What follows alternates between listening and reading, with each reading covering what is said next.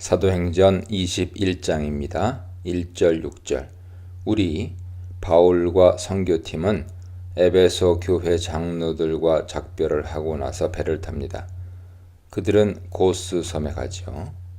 다음 날 무역과 교육의 도시인 로고섬 바다라에 이릅니다. 이어서 베니게로 가는 배를 타고 수리아, 시리아를 향해 가는 항해에서 왼쪽에 구브로, 사이프러스가 보였습니다. 드디어 지중해 연안에 위치한 상업도시인 두로에 도착해서 짐을 풀었습니다. 바다라에서 두로까지는 3일에서 5일 정도 소요된 것으로 보입니다. 바울은 한 주 동안 두로에 살고 있는 제자들을 방문합니다. 아마도 바다라에서 두로까지 거리가 짧았기 때문에 제자들을 돌볼 여유가 있었을 것입니다. 제자들은 성령을 통해 바울이 예루살렘에서 위험에 처하게 될 것을 알게 되었고 그가 예루살렘에 가지 않도록 설득합니다. 선교팀이 두로의 일정을 마치고 떠나려고 할 때 제자들과 그들의 아내들과 자녀들이 도시 밖에까지 나와서 바닷가에서 환송했습니다. 선교팀은 바닷가에서 두로의 성도들과 함께 무릎을 꿇고 기도했습니다. 서로 작별하고 나서 선교팀은 배를 탔고 두로의 성도들은 집으로 돌아갔습니다. 바울의 이동에 계속해서 나타나는 특징 가운데 하나는 사람들을 돕는데 선교에 초점을 맞추는 것이었습니다. 바울이 두로에서 일주일을 머문 것도 그곳에 있는 제자들을 돕기 위함이었죠. 사람들에게 복음을 전하고 복음적인 사람들로 교육하는 것보다 더 중요한 것은 없습니다.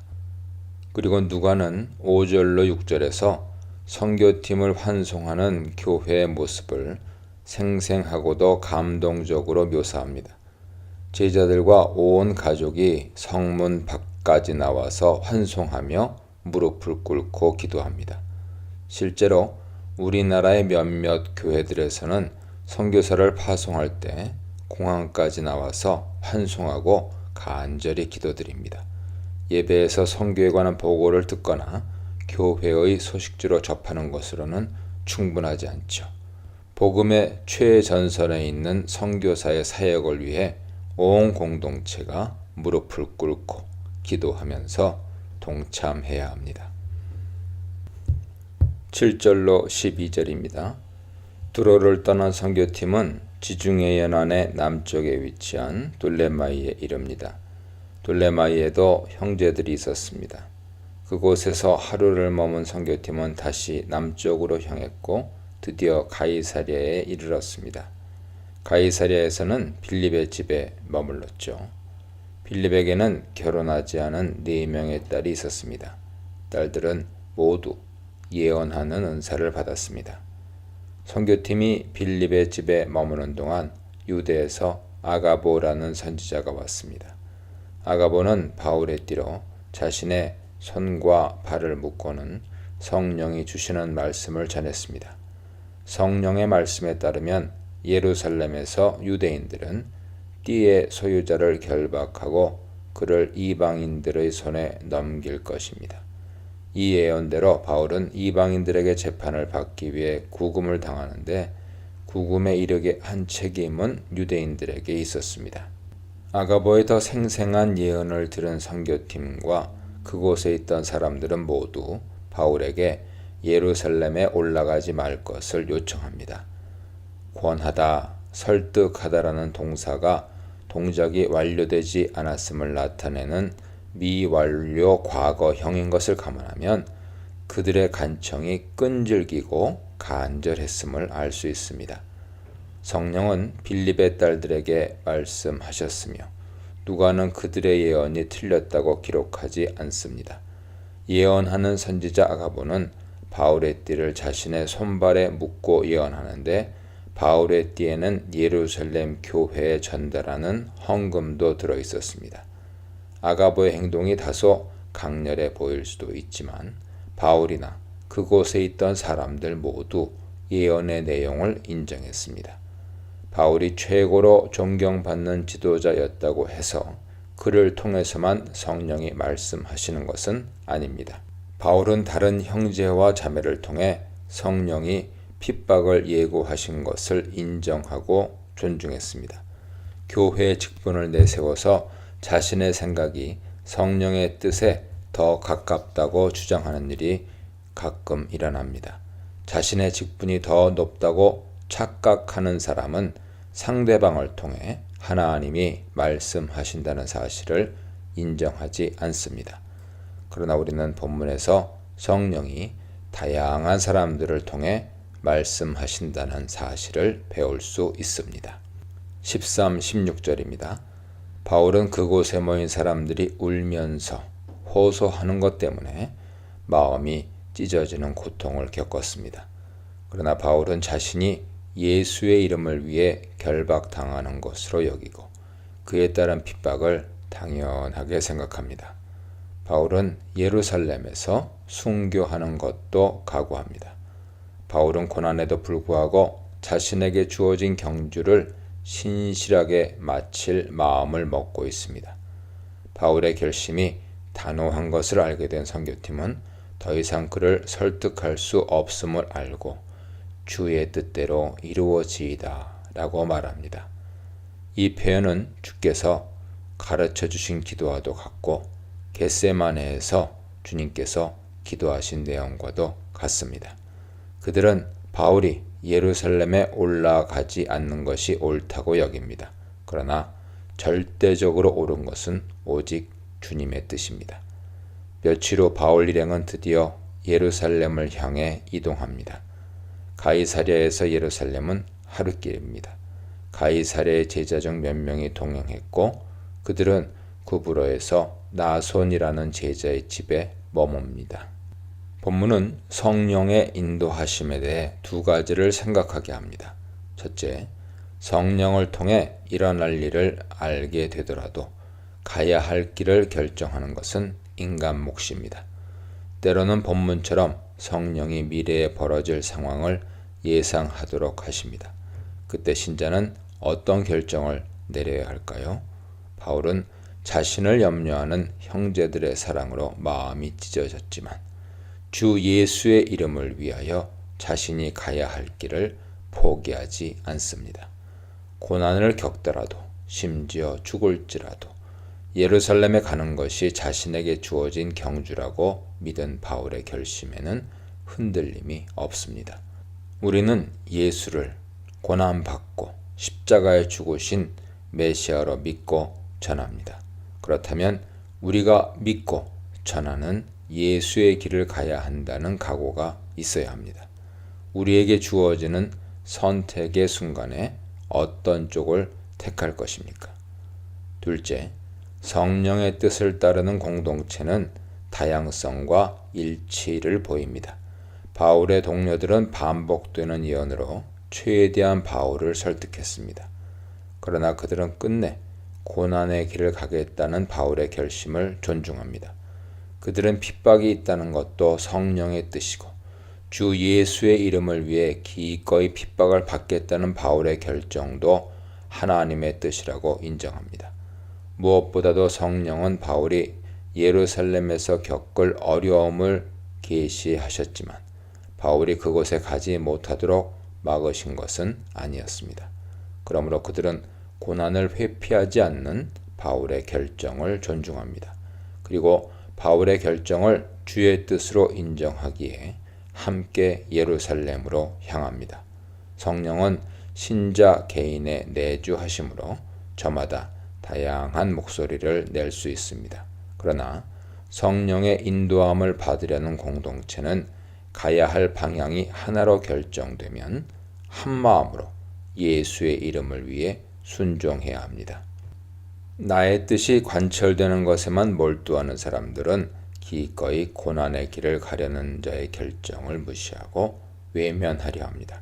우리 주변에 주 예수의 이름을 위해 힘든 길을 피하지 않고 묵묵히 걷는 사람이 있다면 격려하고 그와 함께 성령의 길을 걸어가야 하지 않을까요?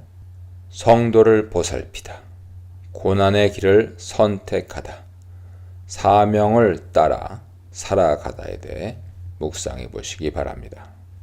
17절로 20절 상반절입니다. 바울과 선교팀은 예루살렘에 도착해서 형제들의 환대를 받습니다.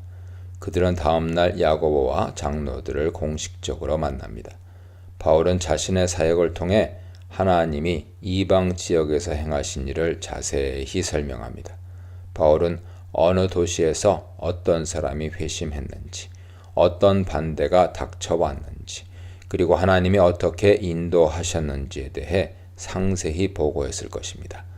예루살렘 교회 대표들은 이 모든 일이 하나님에 의해 행해진 것임을 인정합니다. 그래서 하나님을 찬양합니다.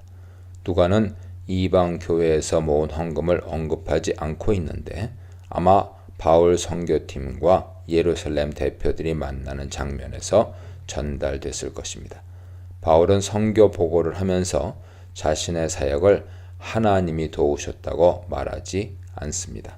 바울은 자신의 사역을 통해 하나님이 이방인들 가운데 행하신 것들을 말합니다. 이방인 선교의 주연은 하나님이시고 바울은 조연입니다. 이방인 선교는 우연히 이루어진 것이 아니죠. 오래전부터 이방인을 구원하시려는 하나님의 계획이 바울을 통해 이루어진 것입니다. 그래서 예루살렘 교회 대표들은 하나님께 영광을 돌립니다. 그들은 복음을 광범위한 지역으로 확장해 가시는 하나님을 찬양합니다. 누가는 그들이 하나님을 찬양한 것을 행동의 지속적인 측면을 나타내는 미완료 과거형으로 표현합니다. 그럼으로써 바울의 보고가 계속되는 동안 그들이 계속해서 하나님을 찬양하고 있었음을 나타냅니다. 그리스도인들은 주연이신 하나님이 세우신 계획의 한 부분을 맡은 조연들입니다. 하나님은 구원 역사를 시작하시고 진행하시는 과정에서 일할 사람들을 부르십니다. 바울은 체포된 이후에도 자신이 하나님의 긍휼로 이방인들에게 보냄받았음을 거듭 증언합니다. 바울은 자신의 사역 곧 섬김은 하나님의 구원 계획 가운데서 주어진 긍휼의 기회라는 사실을 잘 알고 있었습니다. 비록 자신의 목숨을 던지는 헌신을 통해 결실이 맺어졌다 하더라도 바울은 자신이 하나님의 구원 역사에서 조연임을 명확히 알고 있었습니다. 우리는 나를 사역의 주연으로 여기고 하나님을 조연으로 생각하는 망상에 빠지지 않도록 항상 경계해야 합니다. 우리가 모두 하나님의 도구로서 구원 역사의 작은 부분을 맡고 있을 뿐임을 기억해야 합니다. 하나님의 거대한 드라마에 부름받은 것도 은혜이며 쓰임받는 것도 감사의 제목입니다. 우리를 사용해서 이루신 일 가운데 찬양 받으셔야 할 분은 당연히 하나님이시죠. 20절 하반절로 26절입니다. 야고보와 장로들은 이방인 선교와 관련하여 바울에게 유대 기독교인 중 수천 명을 주의하라고 합니다. 개역개정에는 수만 명이라고 되어 있습니다. 이방 지역뿐만 아니라 유대 지역에서도 예수를 믿게 된 유대인들이 있었습니다. 이들은 율법에 열심을 가진 자들이었습니다. 열성적인 자들은 바울이 이방 지역에 사는 유대인들에게 모세의 뜻에 반대되는 것을 가르친다고 생각했습니다. 그래서 바울이 유대 남자들에게 할례와 유대 관습을 지키지 말라고 가르친다고 판단했습니다. 사도행전 15장에 기록된 예루살렘 총회는 할례와 정결 및 식사법에 대한 유대인 관습을 이방인이 따를 필요가 없음을 인준했습니다. 이때 이방 지역에 사는 유대인들 사이에서 율법에 대한 해석과 이해와 관련하여 갈등이 발생했습니다. 그들은 바울이 디아스포라 유대인들에게 율법을 지키지 않도록 가르쳤다는 소문을 듣고 분노합니다. 그러나 실제로 바울은 그들이 들은 소문대로 가르치지 않았습니다. 바울은 할례나 율법을 통해서 의롭게 된다는 주장을 반대했지만 여전히 유대인의 관습을 존중했습니다. 예컨대 바울은 유대인 어머니 밑에서 자란 디모데에게 할례를 베풀었죠. 예루살렘 지도자들은 바울이 바르게 가르치고 있는 사실을 잘 알고 있었습니다. 그러나 바울을 못마땅하게 생각하는 유대인들이 잘못된 소문에 근거하여 그를 공격할 것을 염려하며 대안을 찾으려고 했습니다. 야고보는 유대인들의 주장이 틀렸다는 사실을 보여줄 방안을 제시했습니다. 그는 바울에게 서원한 네 사람을 데리고 가서 결례를 행함으로 바울이 유대 전통을 존중하고 있음을 보이게 했습니다. 네 명은 나실인 서원에 따라서 정결 예식을 행하고 바울은 이방 지역에서 돌아온 사람에게 요구되는 정결 예식을 행하게 했습니다. 야고보는 바울이 이렇게 하면 바울을 비판하던 유대인들의 오해가 풀릴 것으로 생각했습니다. 그러므로써 야고보는 유대 기독교인들이 바울에 대한 소문이 사실이 아님을 인정하게 될 것이라 예상했습니다. 야고보는 예루살렘 총회 결정을 다시 언급하면서 이 결정을 번복할 이유가 없음을 밝힙니다. 주를 믿는 이방인들은 유대 율법을 따를 필요가 없고 다만 우상의 제물과 피와 목매어 죽인 것과 음행을 피해야 한다고 재차 확증합니다. 바울은 야고보의 제안대로 다음 날 4명을 데리고 성전에 가서 정결 예식을 행하게 합니다. 먼저 바울 자신이 이방인들의 지역에서 돌아온 것으로 정결 예식을 행했을 것입니다. 이어서 그는 4명이 정결 예식을 행할 때 필요한 비용을 지불했습니다. 그는 이 모든 내용을 성전에 보고함으로써 유대 관습을 자신이 존중하고 있음을 보여줍니다. 바울은 복음의 진리를 양보하지 않은 채 예루살렘에 있는 유대인들을 배려했습니다. 유대 기독교인들은 조상들이 물려준 율법과 관습을 귀하게 여겼습니다. 율법과 관습이 사람을 의롭게 만들지는 못하지만 물론 사람을 훈육하는 긍정적인 측면을 갖고 있죠. 바울은 율법 없이 예수를 믿은 이방인들의 세계에서 유대 율법과 관습으로부터 자유롭게 행동할 수 있었습니다. 그러나 예루살렘에서 그런 문화를 존중하는 유대인들에 대해서는 자신의 자유가 아니라 타인을 존중하는 마음에 따라 행동했습니다. 선교사 바울의 태도와 야고보의 조언은 그리스도인들이 복음의 진리를 훼손하지 않는 한계선 안에서 피선교지의 문화와 관습을 존중하고 민감하게 행동할 필요가 있음을 가르쳐주고 있습니다. 여기서 우리는 바울의 배려를 볼 수 있습니다. 바울은 이방인 선교를 대표하는 사람이었고 야고보는 예루살렘 교회 대표자였습니다. 그러므로 이방인 선교와 관련한 문제에 있어서는 바울이 자신의 뜻을 보다 강하게 내세울 수도 있었을 것입니다. 그러나 바울은 선교사로서 유대인을 얻기 위해 무엇보다 유대 지역에서 어렵게 복음을 전하는 동료들의 헌신에 참여하기 위해 야고보의 제안을 아무런 문제 제기 없이 받아들입니다. 예루살렘에서 순교까지 각오할 정도로 믿음이 강한 바울이었지만 복음을 위한 조언에는 한 발 물러서서 조언을 받아들이고 수용하는 자세를 보였습니다. 물론 이런 태도는 바울이 늘 그의 제자들에게 가르쳤던 것입니다. 예컨대 우상의 신전에 바쳐진 음식과 관련한 문제에서 바울은 강한 자들, 먹는 문제에서 아무런 거리낌을 느끼지 않는 자들에게 약한 자들, 거리낌을 느끼는 자들을 배려하라고 가르쳤습니다. 로마서 14장, 고린도전서 8장 참조하세요. 비록 내게 어떤 행위를 할 수 있는 자유가 있다 하더라도 타인의 믿음을 고려하여 자신의 행위를 절제한다면 그것이 올바른 복음 정신입니다.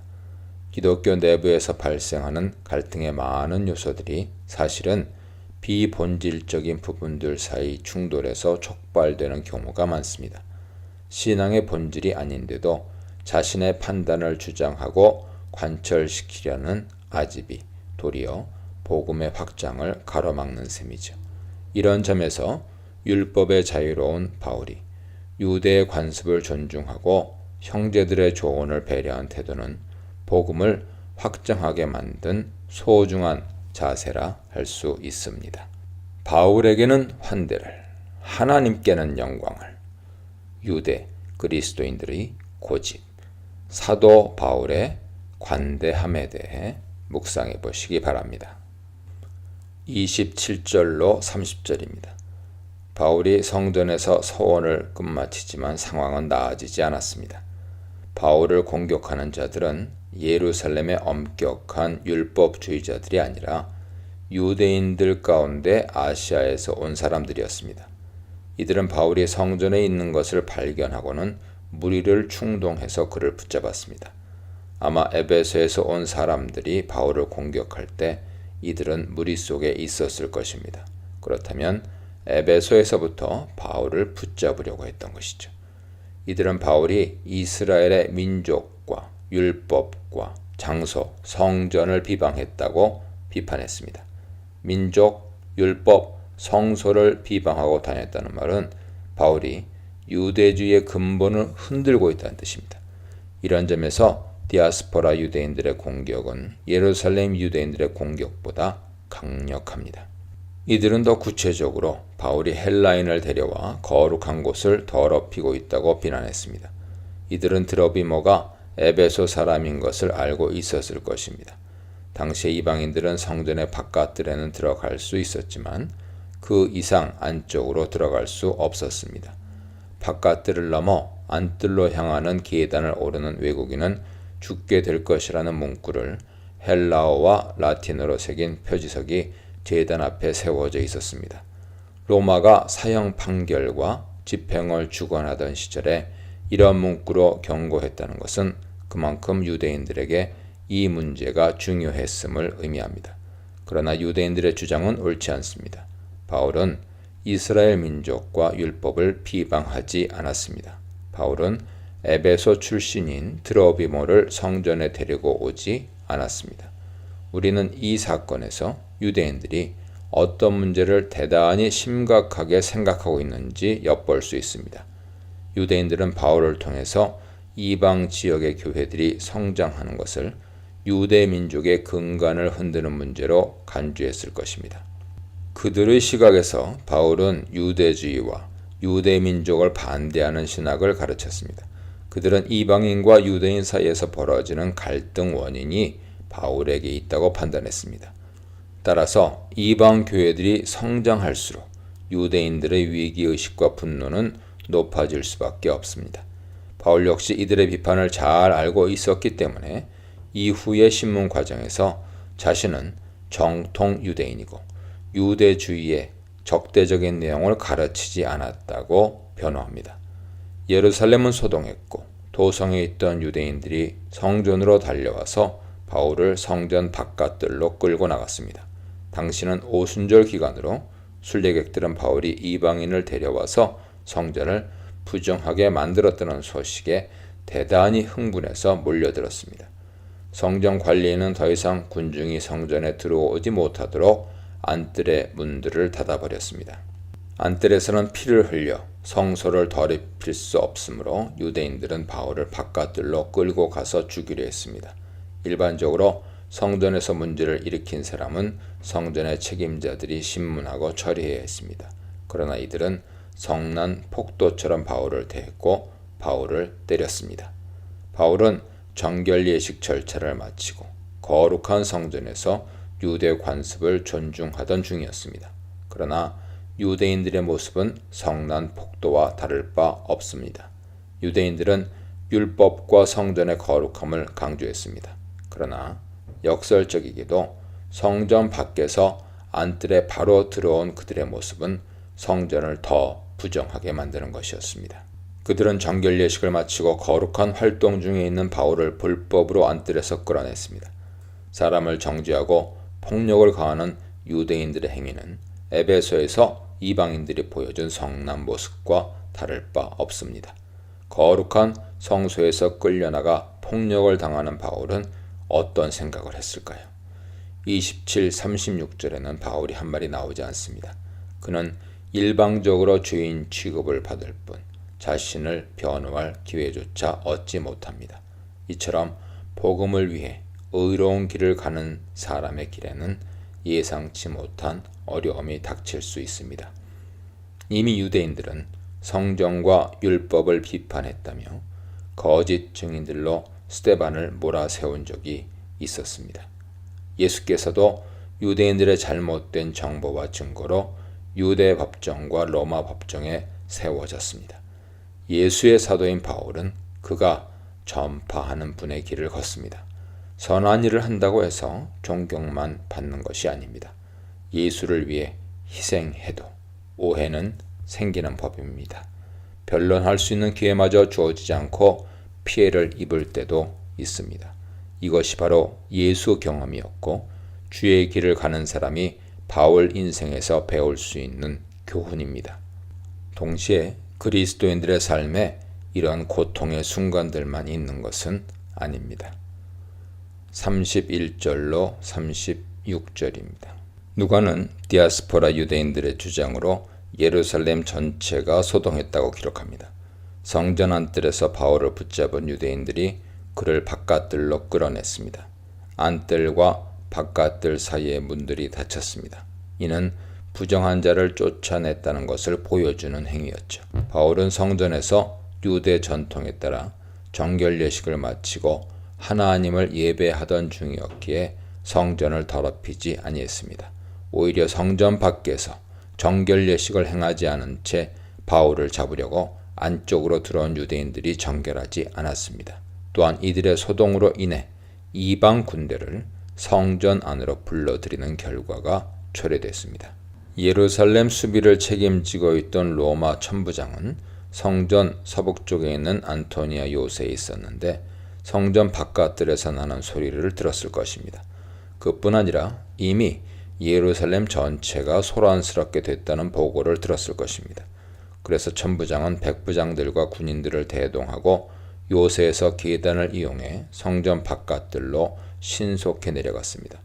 바울을 때리던 유대인들은 로마 군대가 다가오는 것을 보자 일단 행동을 멈춥니다. 천부장은 바울을 체포하고 나서 쇠사슬로 결박하라고 명령했습니다. 헬라어 본문에는 2개의 사슬로 표현되었는데 2명의 군인이 양쪽에서 바울을 각각 묶었을 것입니다. 천부장은 바울이 누구며 어떤 행동을 했는지 파악하려 했습니다. 그러자 군중이 목소리를 높여 자기들의 주장을 떠들어댔습니다. 그들이 시끄러운 소리로 외쳐대자 바깥들은 대혼란에 빠졌습니다. 34절의 소동은 소음을 동반한 혼란스러움을 뜻합니다. 바울은 이후 자신이 결코 그런 소동의 원인을 제공한 일이 없다고 변호하게 됩니다. 천부장은 이런 상태에서 혼란의 원인을 정확히 파악할 수 없다는 것을 알고 바울을 영내로 데려가도록 명령했습니다. 영내는 군대가 주둔하는 안토니아 요새 안에 있는 병영으로서 그곳에 가려면 성전의 바깥들과 요새를 잇는 계단을 통과해야만 했습니다. 바울이 계단을 오르자 군중이 폭력을 행사하려고 덤벼들었습니다. 군중은 로마 군인들의 뒤를 쫓아가면서 바울을 죽이라고 외쳤습니다. 이들의 외침은 빌라도 앞에서 바라바를 석방하고 예수를 십자가 처형하라고 소리쳤던 이전 사건을 떠올리게 합니다. 무리가 일제히 소리질러 이르되 이 사람을 없이하고 바라바를 우리에게 놓아주소서 하니, 우리는 이 장면에서 예수를 전하는 사람은 예수께서 걸어가셨던 그 고난의 길을 걸어갈 수밖에 없다는 사실을 다시 한번 확인하게 됩니다.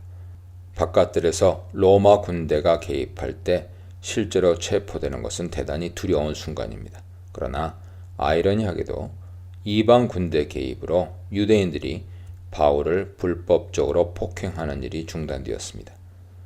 이어 펼쳐질 내용처럼 로마군의 개입으로 바울은 신변을 보호받게 됩니다. 안전하게 재판받을 기회도 제공받습니다.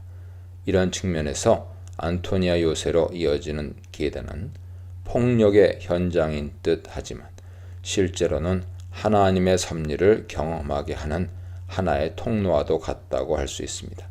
애매하게 받는 오해가 있을지라도 예수의 길을 가는 사람은 하나님의 놀라운 섭리를 발견하게 됩니다. 고통은 희망을 여는 문지기임을 생각해 봅니다. 오해가 낳은 핍박, 헛되지 않을 고난, 충동적인 살기에 대해 묵상해 보시기 바랍니다. 37절로 40절입니다.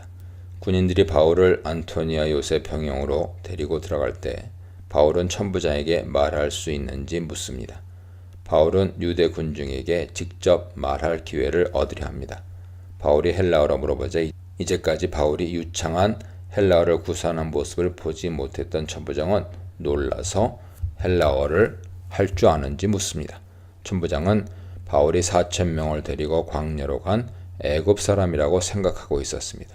그는 애굽에서 온 유대계 반란자여서 헬라어를 조금 사용할 수는 있을 것으로 생각하다가 바울이 수준 높은 헬라어로 질문하는 것을 듣고 자신의 생각이 틀렸다고 생각했을 것입니다. 그래서 바울에게 애굽 출신 반란자가 아닌지 물은 것이죠.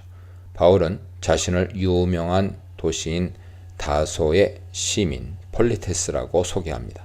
바울은 자신이 애굽 출신의 반란자가 아님을 명확히 합니다. 로마 사령관인 천부장은 다소 시민이 무엇을 의미하는지 인지했을 것입니다. 바울은 자신이 중요한 도시에서 자라고 교육받은 인물임을 강조함으로써 로마의 위협을 가하는 사람이 아님을 천부장에게 보여주려 합니다. 그리고 동족을 향해 발언할 기회를 요청합니다. 천부장의 허락을 받은 바울은 층계 위에 서서 성전 바깥들에 모인 유대인들에게 히브리어로 전합니다. 조금 전만 해도 목숨을 잃을 위기에 처했던 바울은 로마 군대 보호 속에서 동족을 향해 발언할 기회를 요청합니다.